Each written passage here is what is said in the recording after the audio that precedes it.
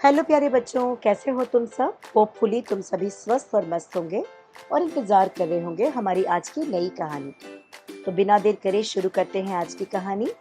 झटपट अपनी आंखें बंद करो ताकि इस पूरी स्टोरी को एक मूवी की तरह तुम अपनी आंखों के सामने देख पाओ। ये तुम्हारे लिए बहुत हेल्पफुल होगा, तुम्हारी क्रिएटिव थिंकिंग के लिए और मेमोरी को इन्हेंस करने के लिए बहुत ही हेल्पफुल होगा। तो चलो झटपट शुरू करते हैं आज की हमारी कहानी। हमारी आज की कहानी है एक वाटर ड्रॉप की, एक बूंद की। ये बूंद अपनी माँ के साथ एक सागर के ऊपर रहती थी। माँ और बेटी ये दोनों ही बड़ी खुश थीं। माँ हमेशा अपनी बेटी को प्यारी प्यारी कहानियाँ सुनाया करती थी और ये छोटी सी बूंद, पानी की बूंद, अपनी माँ से अच्छी अच्छी कहानियाँ सुनकर उसके बारे में सोचा करती थी। एक बार की बात है कि माँ ने कहा कि बेटा, हमारी ज़िंदगी में जो भी हो रहा है वो सब भला हो रहा है, क्योंकि हमारी ज़िंदगी में हमेशा वो बदलाव आते रहते हैं जो ईश्वर की उस यूनिवर्सल पावर की मर्जी होती है। तब नन्ही सी बूंद ने पूछा कि माँ, ये यूनिवर्सल पावर, ये भगवान जी क्या होते हैं? हम किन्हें ईश्वर कहते हैं?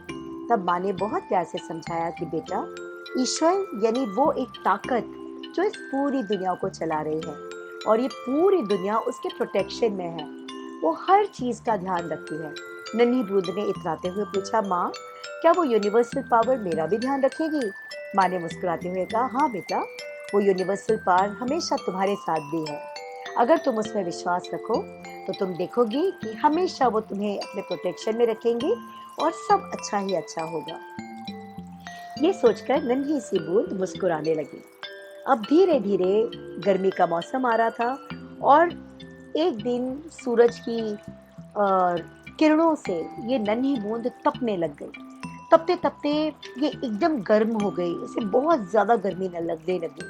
इसने अपनी माँ से कहा, माँ, मैं बहुत गर्म हो रही हूँ, मैं तप रही हूँ, मुझे जलन हो रही है, प्लीज मुझे कुछ करो, मुझे प्रोटेक्ट करो। माँ ने कहा, बेटा, जिंदगी में जब भी कोई बदलाव आना होता है तब हमें हार्डशिप झेलनी पड़ती है।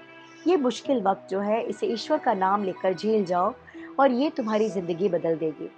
माँ की बातों पर अटूट विश्वास था इस नन्ही सी बूंद को और उसने ऐसा ही किया। उसने मन ही मन इस उस ईश्वर को याद करते हुए उस गर्मी को स्वीकार किया। सूरज की गर्मी से वो बूंद तपते हुए एकदम गर्म हो गई, आग की तरह गर्म हो गई।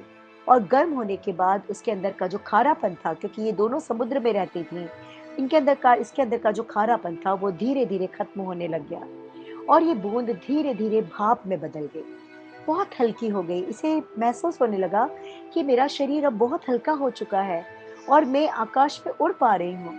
और आकाश में उड़ते हुए उसने नीचे अपनी माँ को देखा और हाथ हिलाते हुए कहा, माँ, मैं तो बहुत हल्की हो गई हूँ, लेकिन मैं कहाँ जा रही हूँ? आपसे दूर जाना पड़ रहा है मुझे।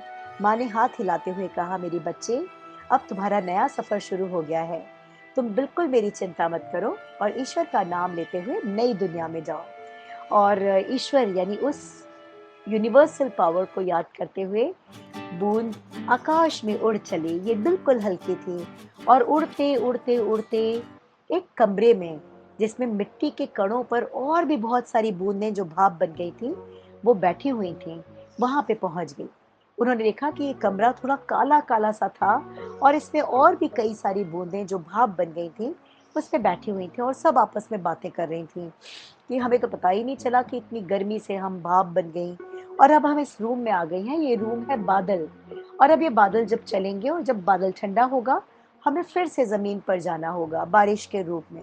अब ये बूंद सोचने लगे, ओह, अब फिर से एक बार जमीन की तरफ जाना होगा।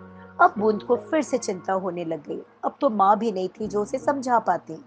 वो सोचने लग गई कि अब ये बादल जब आगे चलेगा और जब बादल ठंडा होगा तो हम सब बूंदें इस बादल को छोड़कर फिर जमीन पर जाएंगी। सबसे पहले तो इतनी ऊंचाई से नीचे गिरने पर मुझे बहुत चोट आ जाएगी। हे भगवान, कितनी परीक्षाएं मेरी लोगे। ये सोचते हुए बूंद परेशान होने लगी। फिर बूंद के दिमाग में दूसरा दूसरा ख्याल आया कि अरे, अगर मैं गिरते हुए किसी नाली में गिर गई, बदबूदार नाली में गिर गई, तो मैं तो नाली बन जाऊंगी, मैं बदबूदार बन जाऊंगी।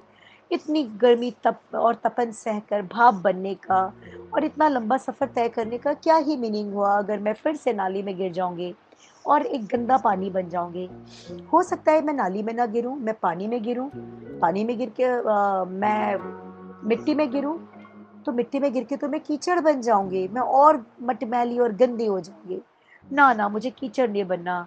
अगर ऐसा हुआ कि मैं किसी गंदी जगह पर गिर गई या मैं रेत में गिर गई, तो रेत तो मुझे 1 मिनट में सोख लेगी, मेरा अस्तित्व खत्म हो जाएगा। हे भगवान, अब मेरा क्या होगा? तभी उसे अपनी माँ की बात याद आई कि जब उस यूनिवर्सल पावर में आप अटूट विश्वास रखते हो, तो यूनिवर्सल पावर का प्रोटेक्शन तुम्हें संभालता है। सिर्फ यही बूंद नहीं, बल्कि बाकी बूंदें भी बड़ी परेशान और चिंतित थी कि न जाने हम गिरेंगी तो हमारा क्या होगा, और सभी अपने भविष्य के बारे में सोच रही थी। लेकिन इस नन्ही सी बूंद ने अपनी माँ की बात को याद किया कि जब आप अपने आप को यूनिवर्सल पावर को सौंप देते हो और अटूट विश्वास रखते हो ईश्वर में कि जो होगा वो अच्छा होगा, तो फिर जो होता है वो अच्छा ही होता है। ये सोचते हुए इस बूंद ने आंखें बंद की, हाथ जोड़े, और अब वक्त था इस बादल को छोड़ देने का। बादल धीरे धीरे ठंडा हो रहा था और इन बूंदों को फिर से जमीन पर जाना था। आंख बंद करके और इस उन्हीं उस यूनिवर्सल पावर यानी कि ईश्वर को याद करते हुए ये बूंद फिर से जमीन पर चल पड़ी। जैसे ये नीचे गई तो नीचे एक सीप ने अपना मुंह खोल रखा था। ये बूंद सीधे उस सीप के मुंह में समा गई, और मुंह में समाने के बाद वो सीप के अंदर जाकर एक अनमोल मोती बन गई। फिर उसने जब आंखें खोली तो उसने देखा कि वो एक सीप के मुंह में है, और अब वो एक अनमोल मोती बन चुकी है। अनमोल मोती जिसे खरीदने के लिए लोग उत्सुक हैं, जिसकी जगह बड़े बड़े राज घरानों में है। और कुछ दिनों बाद ये बूंद एक अच्छे से मोती के रूप में एक राजकुमारी के द्वारा खरीद ली गई, और खरीदने के बाद ये बूंद एक बड़े से ही राजमहल में पहुंच गए, जहां बड़े प्यार से इसे रखा जाता था, पहना जाता था, और चारों तरफ बस ऐश्वर्य ही ऐश्वर्य था। और आज इस बूंद को समझ आया कि जब आप मन से हर डर, हर डाउट को निकाल देते हो और अपने आप को पूरी तरह से उस यूनिवर्सल पावर के हवाले कर देते हो और ये ट्रस्ट रखते हो कि जो होगा वो अच्छा होगा, क्योंकि इसमें ईश्वर की मर्जी है, तो फिर सचमुच आपके साथ कुछ भी बुरा नहीं होता। जो होता है वो अच्छा ही होता है। लेकिन आपका ये अटूट विश्वास उस ईश्वर में होना चाहिए। हमारी ज़िंदगी में कई बार कुछ चीज़ें ऐसी हो जाती हैं जो हमें पसंद नहीं, जिसके बारे में हमने सोचा नहीं। लेकिन जो चीज़ें हमारी मर्ज़ी के अगेंस्ट होती हैं, उसमें ईश्वर की मर्ज़ी होती है। क्योंकि ईश्वर का, उस यूनिवर्सल पावर का जो आउटलुक है वो बहुत ही ब्रॉडर और बहुत ही वाइज़र है। वो ज़्यादा चतुराई से और बहुत विस्तृत रूप में देख पाती हैं, और हमेशा हमारे लिए सही डिसीजंस लेते हैं। तो यही थी हमारी आज की स्टोरी। ये स्टोरी होपफुली तुम्हें पसंद आई होगी। इस स्टोरी को अपने friends, relatives, neighbours, cousins, school friends सबके साथ शेयर करना न भूलना, क्योंकि इस स्टोरी में एक बहुत बड़ा मैसेज है कि हमारी लाइफ में जब भी कुछ टफ टाइम आता है तो वो हमें ऊंचाई पर ले जाने के लिए आता है, हमें और स्ट्रांग बनाने के लिए आता है। जैसा कि इस बूंद के साथ हुआ, अगर वो इस गर्मी से डर जाती और नहीं तपती तो क्या वो कभी बादल और बादल के बाद मोती बन पाती? लेकिन चूंकि उसने उस टफ टाइम को एक्सेप्ट किया तो वो एक अनमोल मोती बन गई।